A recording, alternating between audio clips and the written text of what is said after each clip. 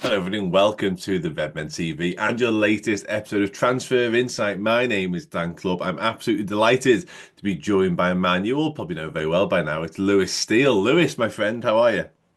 I'm very well, Dan. I was just saying, when I've just been in the garden sunning myself a bit.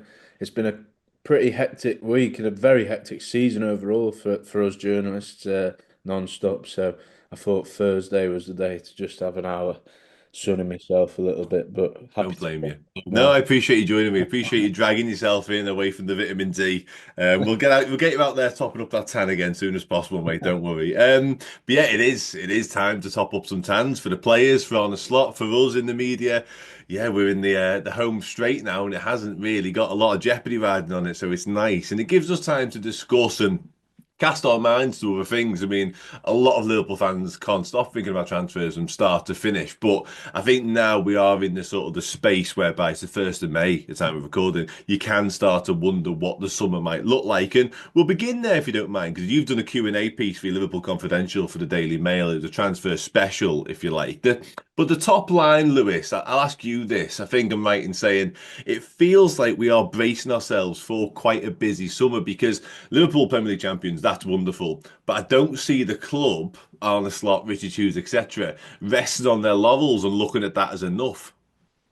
No, definitely. I think basically it's been very clear Liverpool have been by far the best team in England this season.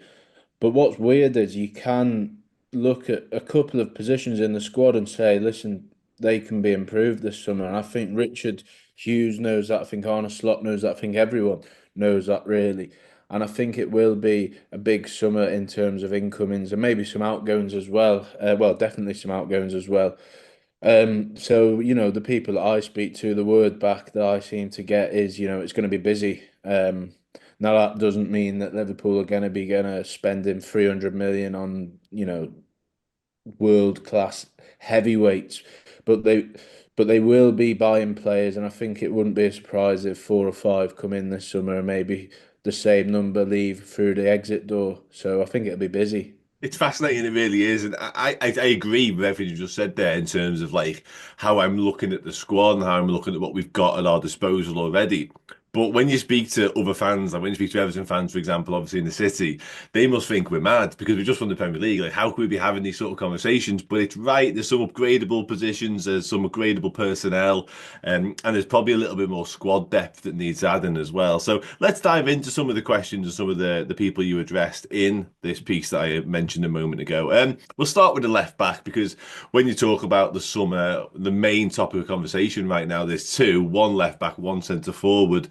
We'll address the left back first.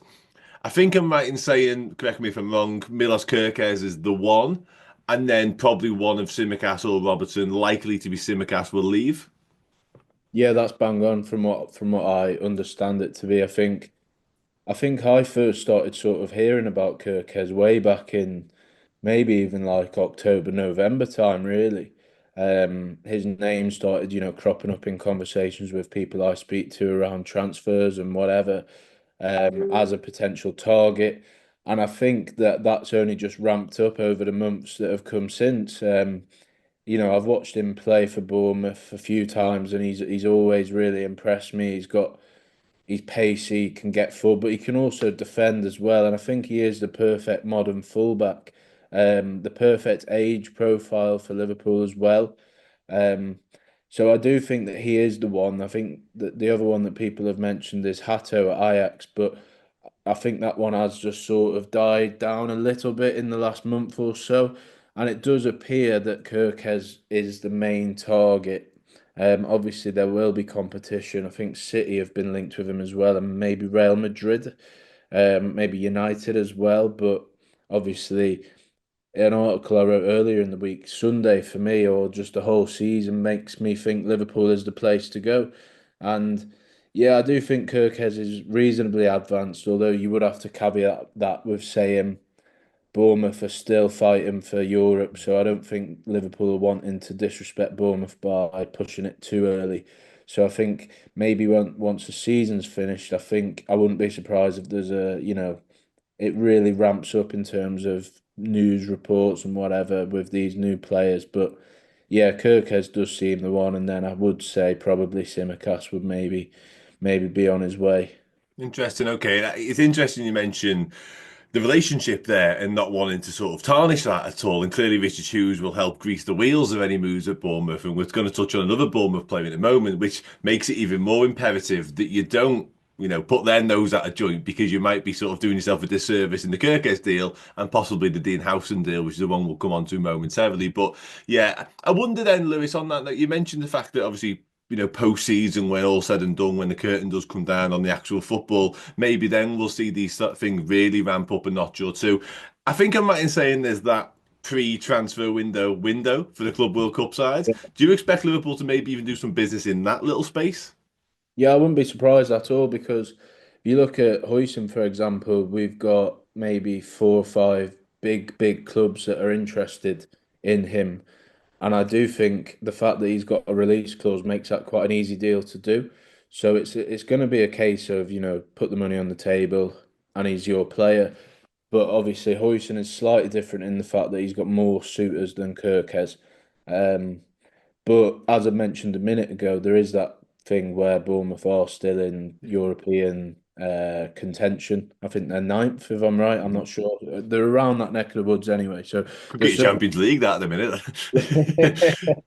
they're certainly still fighting. So I do think there is like maybe an unwritten rule that you don't push it too far because for example, if the shoe was on the other foot, you wouldn't want a club to be knocking on the door of your players when you still fighting for whatever, even wherever you are in the table, really.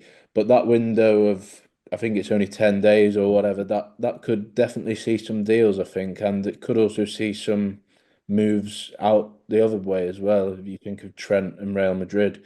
But we will have to wait and see on that. You just drop that in there casually, Lewis, why don't you? Yeah, nice one, appreciate that.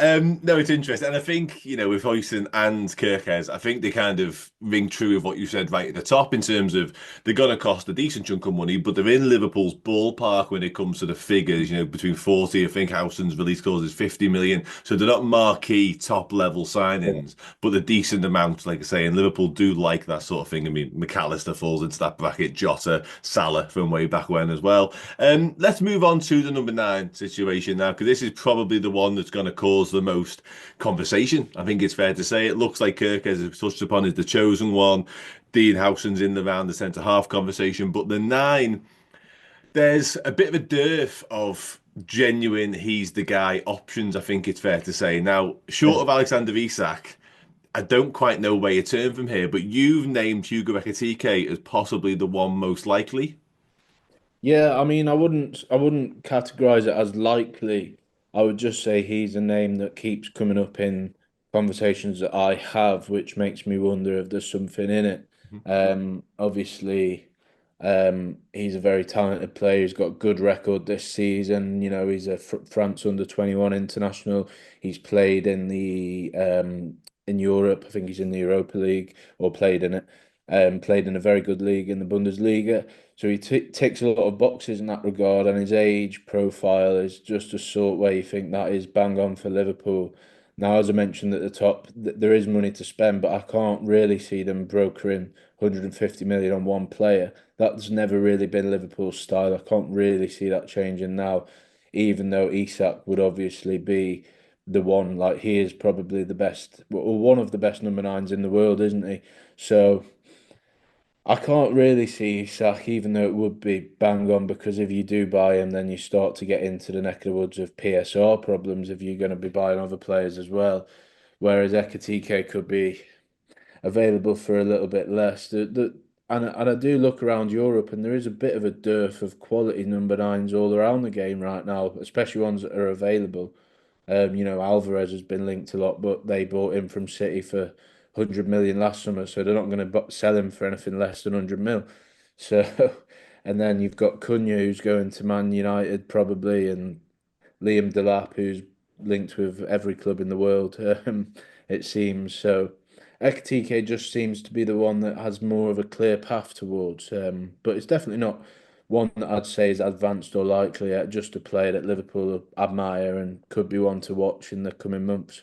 It's interesting that. Yeah, I think all the players you mentioned there have got good qualities and they tick many of the boxes, but not quite all of them, as you kind of alluded to. And I think Victor Gyökeres probably falls into that category as well. So it's going to be a really interesting one. It's going to be fascinating to see which one the data and the numbers suggest Liverpool should go for. And obviously, that will be driven by Michael Edwards, Richard Hughes, et al., but also the finances involved in whatever deal it is.